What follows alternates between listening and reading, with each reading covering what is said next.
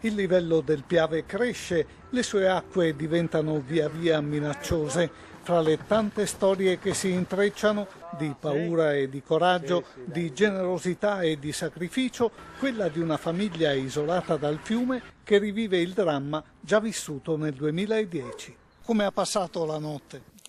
Siamo stati mia figlia.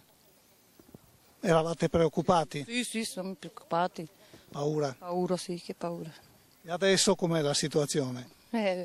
Brutto. È una brutta esperienza? Sì, un'altra. Non è la prima volta, vero? Un'altra qui.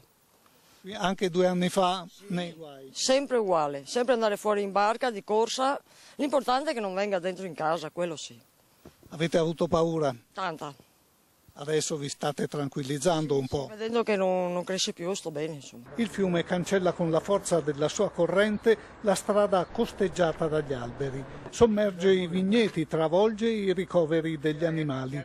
Non lasceremo la nostra casa, ci dicono. Ormai il peggio è passato. A che ora arriva la prossima piena?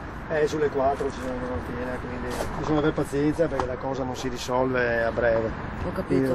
Comunque noi vi monitoriamo sempre, sapete che vi controlliamo, siamo in contatto. Va bene, allora io sono qui e mi avvisate. Sì, adesso vediamo. Va bene? Come va. Grazie. Lasciamo le 2 donne assieme ai volontari della Protezione Civile.